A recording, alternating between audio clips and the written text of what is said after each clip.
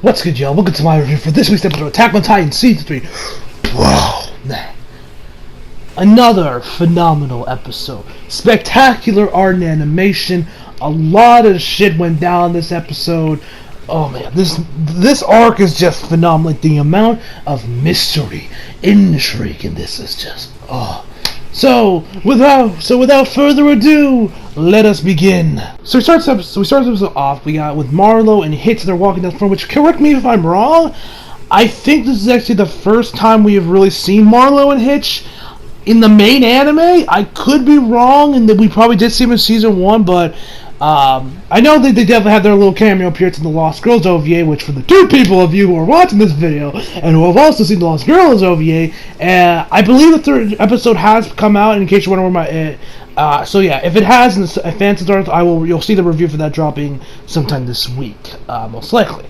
And so yeah, I think this is the first time we've really seen them in the anime. I could be wrong then. We did see them in like maybe season 1 or something, but I definitely recall seeing them in the Lost Girls OVA, which for everyone else who hasn't seen Lost Girls OVA and is wondering what the hell I'm talking about, it's a 3-episode OVA series focusing entirely on Mikasa and Annie. The first 2 episodes were on Annie, on pretty much what she was doing right before the female Titan arc really began, when we saw her in the forest while the guys were just kind of just chilling. I don't know what the third episode is going to focus on yet, because I haven't seen the episode, which I know that one's going to be focused on Mikasa. Anyway, enough for me, enough getting sidetracked. Let's get back to the episode. So they're just walking down, so they're just walking this forest, just surveying the area, searching around. They're kind of like going like, are we getting a little far? And then, Hitch over there trying to be like, oh, Marlowe, is the reason you're with, did you just want to get some alone time with me? And he's like, nah, I mean, you weren't my first choice. And so they kept talking for a little bit more. Everyone, Hitch actually hears some noises. She's like, wait, quiet. Amelia folds up her gun, and they're like, I hear some water. So they go to like this little pond or lake area where they're like, they tell the guy over there to freeze, get up, turn around, which is actually Armin. So he does so, gets up, turns around, and he's like, all right. Not a word from you. And then our man Levi and Mikasa come down from the trees and grab these suckers. And so he's like, alright, I'll do everything I say. Turn in your guns to hand over your guns to the man in front. And our boy Armin grabs the gun. He's like, not a word, right? And I'm like, ooh, my man Armin. So then we head over to the capital, where we go into this, what I'm assuming is this underground secret dungeon, which is where our man Erwin is being held at. We got this guy, I also forgot his name. He's like, okay, Erwin, let's get this interrogation over with, quickly. We then head over to these 2 journalists, or reporters, whichever you want to call them. They're pretty much, interviewing this one guy from the military police. He's like, oh, so you're saying that, it's unmistakable that, the scout operation was behind, killing a civilian? So, yes, from the evidence, looks like at least, but we can't be completely sure.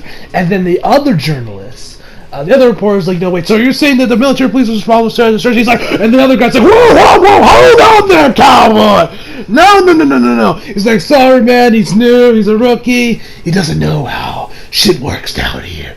And this is one of many instances throughout this episode where we see the grass and the hold, really, that the government, how deep this really goes, how deep this cover-up is really going, how deep the government wants to keep pretty much almost everything under wraps, almost. He says, don't worry, we won't talk about this, we won't talk about the interior military police, we won't talk about the new ODM gear, the stuff that Kenny was wearing, we won't talk about that. And it's like, oh yeah, thanks, Roy. It just shows you how much of a real hold the grill. Because now, granted, I don't know what system, what the political system is in Attack on Titan really works on. It's obviously not democracy. I'm assuming it's a monarchy, but in all honesty, it's a dictatorship really that's running right here.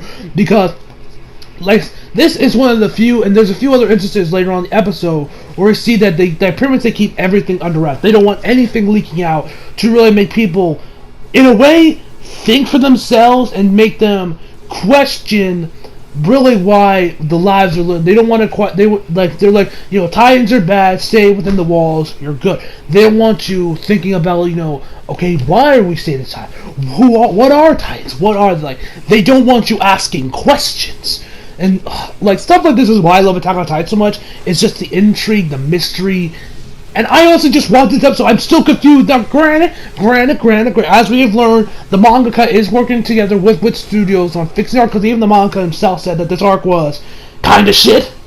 In the manga, at least. So, granted, a lot of what's going on right now in the anime is probably just due to pacing differences. So they're like, changing up the events, putting things here that will happen later on. So, granted, so whenever I do finally get around to reading the manga of Attack on Titan, which I do plan on doing one day, is eventually read it.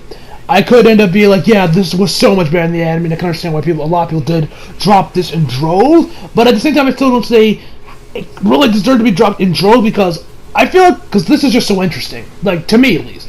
This whole, human versus human aspect of Attack on Titan is very interesting, to me at least. And I feel like a lot of people out there like Attack on Titan for this. It's not just it's just not the godlike art animation and the fights with Titans. I mean, I'm sure that's like a lot of people, they do love it for that reason. That's probably why Attack on Titan did become as popular as it did when it dropped, back in 2011, 2012. But for me at least, I like it for that, as well as just the intrigue and the main story does offer. So then we see this guy being chased down by the military, or the interior police, I guess I should say. And he's like, "Hey, wait up, man!" And the dude's just running. He ends up going, heading this crossing this corner, which ends up leading to a dead end. He's like, "Fuck!" He tries climbing up these boxes, these crates that they have, these crates that are up there. Hanji manages to come in there. The art animation here was, she slides down from 2 buildings and goes to grabs him like Batman and throws him up to the roof. And we find out that he is actually the son of Reyes, which you guys know, who got killed off a couple weeks back by, Ken. So he's like, yeah, my name is Flegel, I believe that's how you pronounce his name. And pretty much he says, okay, he pretty much just tells Hanji, what we saw back in season, a little earlier on the show, where Ken, killed him. So she's like, okay, you know the truth, you're alive, great, time for you to tell your testimony and expose the truth to the world. It's like, that won't work. My testimony won't mean shit. What if the military police says that the scouts did it? It's fact. My testimony doesn't mean shit. Which, like I said before, just shows you the hold the government has on the media and really people in general, and how they're covering up everything. They don't want people thinking for themselves. They don't want them questioning the lives that they're living. And this pretty much just all runs home that Aaron's father, that was most likely onto something when he said that the government did alter people's memories to make them easier to control. This just kind of runs home with how they're controlling the media, in all honesty.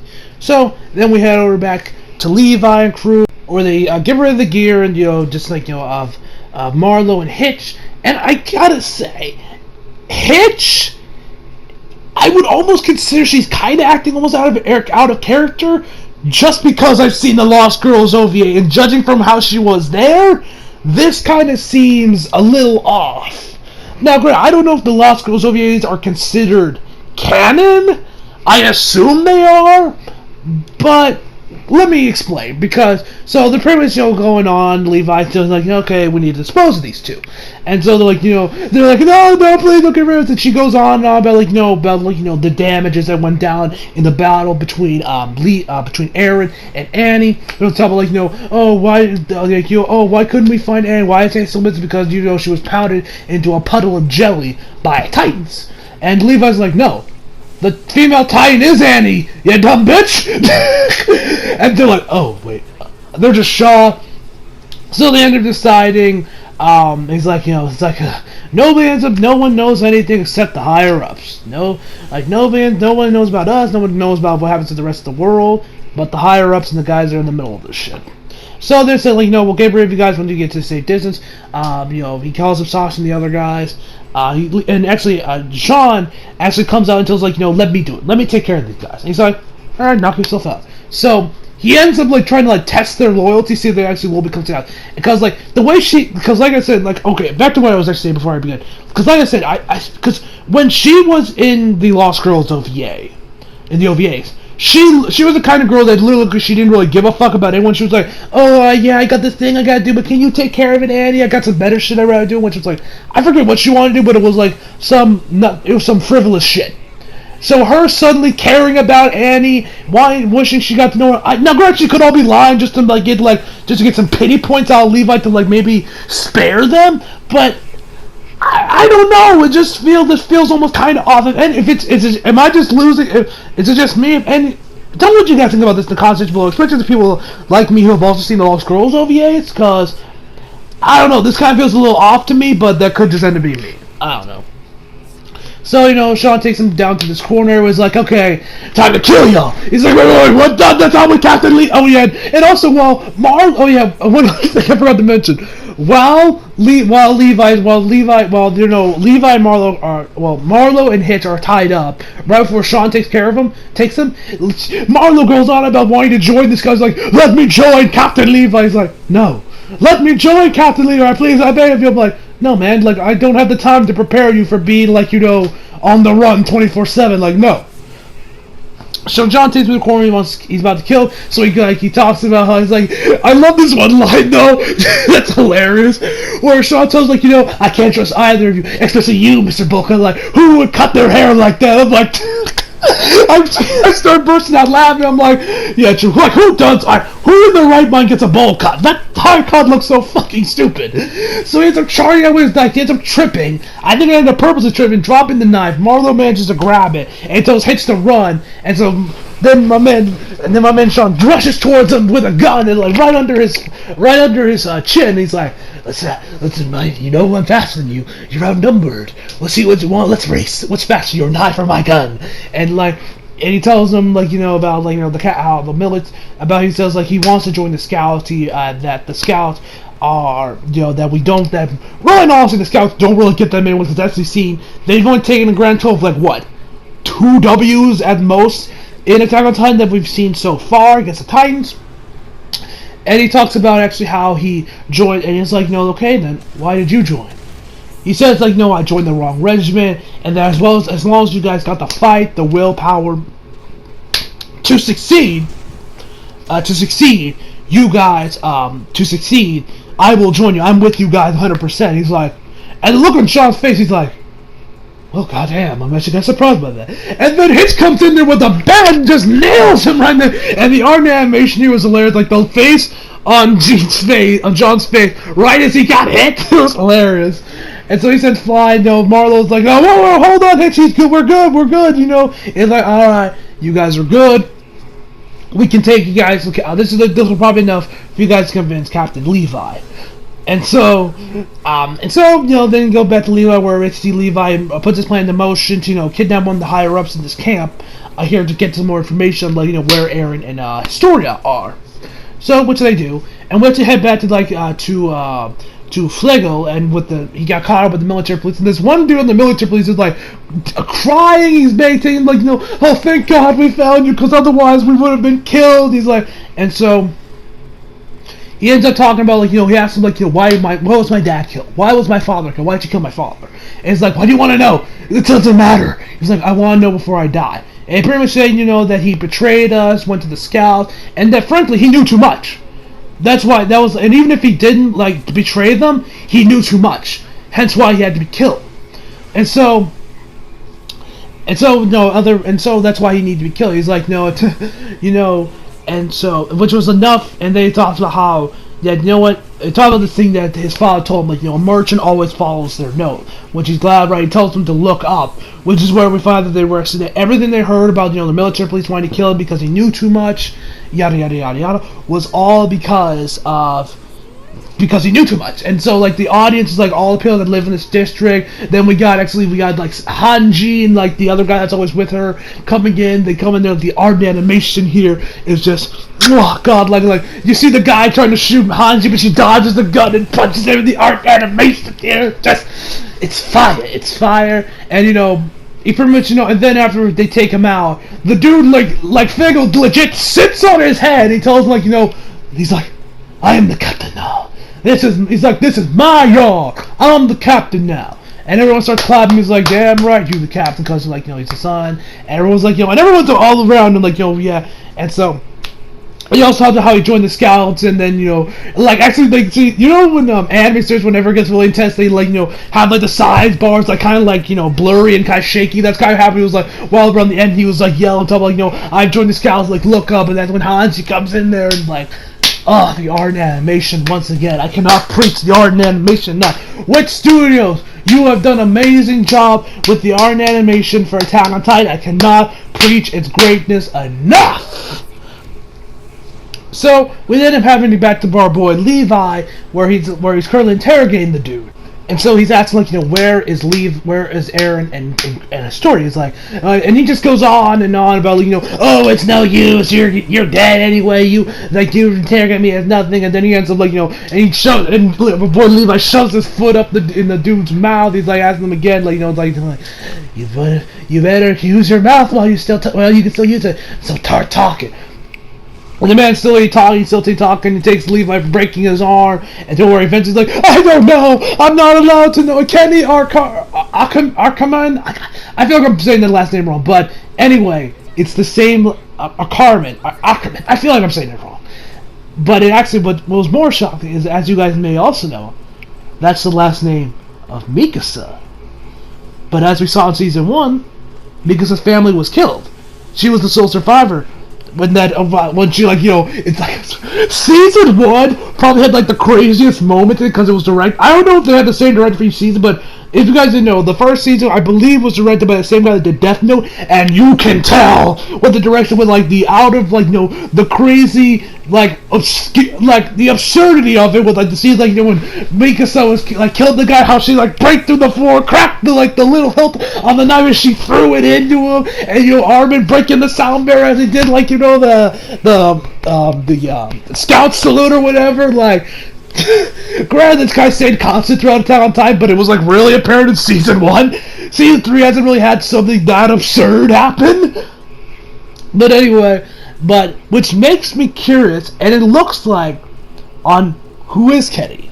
Really, what is he? And this isn't a question for you manga readers to know. This is rhetorical. I don't want to know any of this until the anime tells me, capiche? Alright? But I'm curious. What is he? Who is he? What is his relation to Mikasa? Is he related to Mikasa? Are they brother and sister? Is he an uncle? Is he is that her biological father for all we know? So many questions. I hope that, I don't know if we're going to get these answers in Season 3 or these are going to be answered later on, but I'm not lying. I would be lying if I said I wasn't intrigued by this. So, I'm definitely curious about that. The look on Mikasa's face, she just looks completely shocked. I don't know if Mikasa knows any of this or not, but I'm interested. And so, so then Levi keeps interrogating him. He's like, no, great, you got a rough idea, so you better keep talking. So Levi starts he's like, no, you still got plenty of bones to break. He's like, you're insane. Just the look on Levi's face. The man gives zero fucks. He's like, maybe I am. He's about to break his arm again, but a bunch of other, I'm guessing interior military police guys show up, and are coming in their direction. We then head back to Erwin, where after the man got interrogated, it looks like the man got beaten, pretty badly, and in fact, the guy that we saw earlier on comes back in, and Erwin asks him, how's Maria? How's your family? He's like, they're good. I haven't seen them in a while, but they're doing good. And he's like, why would you have such an awkward? He's like, when and if this actually ends up happening, I will only be watching. It's up to you guys, I believe he said, it's up to you guys to see whether or not this whether it happens, it goes the way I want it to. I forget exactly what he said, but it was something along those lines. And so we end the episode with him getting transported to the King's area, where then he asked them, where they found that he will indeed be executed. And that's where the episode ends with Erwin on his knees, and the king asks any last words, and that's where the episode ends. Overall, this episode was once again phenomenal. I love this episode. Like I said, the mystery and the intrigue here from from the government trying to cover up everything to Kenny sharing the same last name as Mikasa. I'm really curious about that. I'm really curious, like, is she like her father, a brother? Is it like a brother, an uncle, a grandfather? We'll have to wait and see on that front, but I am definitely very, very intrigued. So overall, I give this episode a 9 out of 10. Like I said, the intrigue, the mystery, everything here was, I'm loving this arc. I'm loving this arc. I cannot wait to see whatever we get in store next week and, throughout the rest of the season. So I hope you all enjoyed the video. Leave a like if you're subscribed if you're new. Follow me on Instagram, Twitter, Facebook, link down the box below. And as always, come back for more. See you guys next time.